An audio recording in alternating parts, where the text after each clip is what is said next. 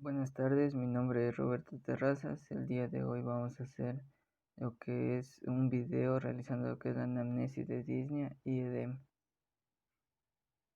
Primero vamos a empezar con los datos de filiación, donde se pregunta los nombres completos del paciente, la edad aparente, la edad cronológica, el sexo, raza, estado civil, ocupación, lugar de nacimiento, lugar de procedencia, el lugar de residencia, número de identificación, fecha en que se realiza la historia, la dirección, ocupación, instrucción. Luego se va a preguntar el motivo de consulta, donde el paciente va a referir que llega por lo que es disnea y edema. En lo que es la disnea, primero debemos saber qué es la disnea. Esta es la sensación subjetiva y lo que es la dificultad respiratoria o falta de aire o ahogo. Esta puede ser aguda o crónica, que puede durar minutos, horas o pocos días o incluso años.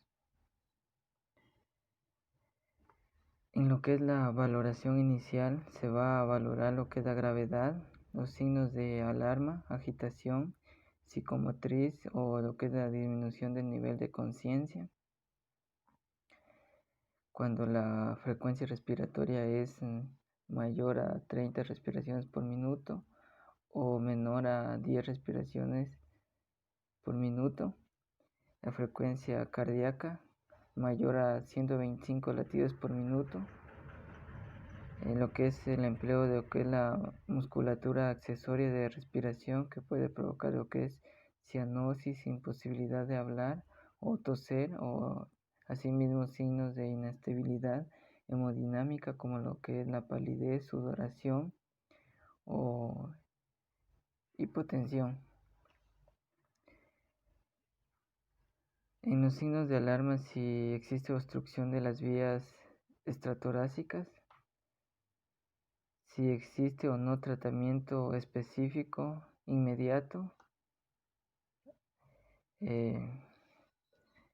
Asimismo, hay que preguntar si dirigir lo que es la anamnesis a puntos claves de intervención inmediata, ya sea por un atragantamiento, enfermedades previas, traumatismos o fiebre. En los antecedentes personales se debe preguntar lo que es la edad, las características de la disnea, grado de la disnea y asimismo lo que son síntomas asociados. Asimismo hay que preguntar sobre lo que son enfermedades previas como la EPOC, asma, enfermedad intersticial, cardiopatía, lo que es trombosis venosa profunda, si tiene alergias o hábitos tóxicos como ya sea el consumo de tabaco o sustancias psicotróficas como marihuana o cocaína. Asimismo se debe preguntar lo que es la exposición laboral o ambiental, ya que puede estar propenso a lo que son tóxicos pulmonares o asimismo lo que son aves o los agricultores o exposición a gases. Si ha tenido lo que es una inmovilización reciente o una cirugía, consumo de fármacos como betabloqueantes que provocan lo que es broncoespasmo asmático y asimismo favorece lo que son bloqueos y arritmias. Contraceptivos orales que pueden provocar lo que son reacciones alérgicas medicamentosas. Luego se va a determinar si tiene lo que es una disnea continua o paroxística. Asimismo se pregunta la duración del episodio de la disnea.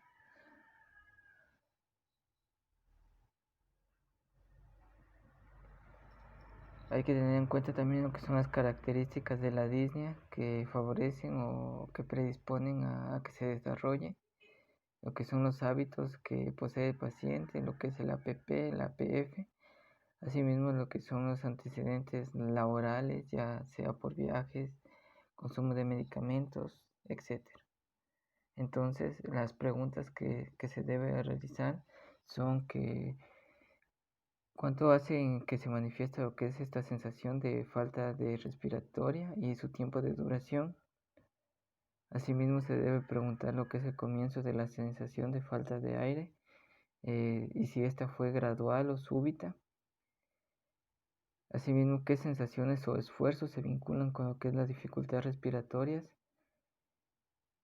También se debe preguntar qué otras molestias o síntomas van a acompañar este cuadro. Como ya dijimos anteriormente, tiempo de evolución para determinar si esta es aguda o crónica. Vamos a evaluar la clasificación del tipo de disnea que presenta el paciente, ya sea de esfuerzo, reposo, ortopnia o si es paroxística nocturna. Y asimismo se debe preguntar si tiene lo que son síntomas asociados como es tos, expectoración purulenta, hemoptisis y lo que es el dolor torácico. Luego vamos a hablar de lo que es el edema. Primeramente tenemos que definir qué es el edema.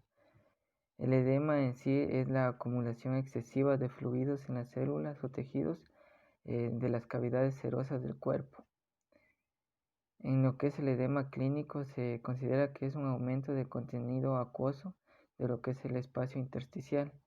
Este puede ser localizado o generalizado. En lo que es el edema localizado, dice que como factor primario se debe a lo que son factores que operan sobre lo que son las regiones u órganos que van a perturbar lo que son algunas de las fuerzas que componen lo que es la ley de Starling. ¿Y qué es la ley de Starling? Esta es que el corazón posee lo que es una capacidad intrínseca de adaptarse a lo que son los volúmenes crecientes del flujo sanguíneo. En lo que es el edema generalizado como factor primario y factor secundario tenemos que es la suma de la acumulación excesiva de agua y lo que es en espacio extravascular y se asocia a lo que es un modo invariable a lo que es un trastorno en lo que es la retención renal de lo que es el sodio y el agua. Aquí debemos preguntar de qué manera o cómo comenzó, cuándo fue que comenzó lo que es la hinchazón o edema. Asimismo, cuándo antes tuvo esta molestia, cómo comenzó, cuál cree que fue la causa en la que apareció esta molestia. Asimismo, si presentó otras molestias aparte de esta, las horas que surgieron el cambio de forma de ser de la molestia, si ha tomado algún medicamento para aliviarse, si el paciente está orinando en menor cantidad o no y qué tipos de alimentos consume. Asimismo, se debe preguntar si sufre de hipertensión arterial, qué medicamentos está tomando para la presión arterial. Asimismo, si se siente cansado o tiene la piel seca o asimismo lo que es el cabello quebradizo o tiene intolerancia al frío.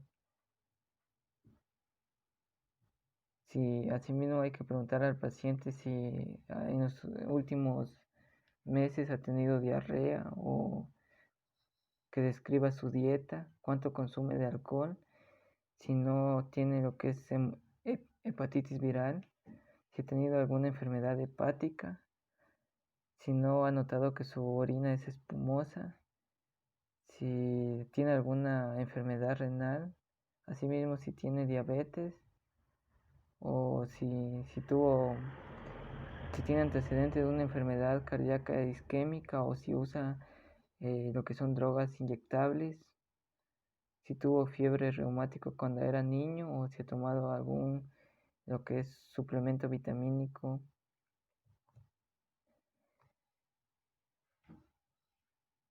Asimismo, en lo que es el edema, se va en lo que es la anamnesis, se va a ver lo que es la intensidad para determinar la magnitud del edema. Esto con respecto al estado basal previo, en cuánto se va a describir si el paciente que aumentó si se aumentó lo que son los miembros afectados u otras regiones.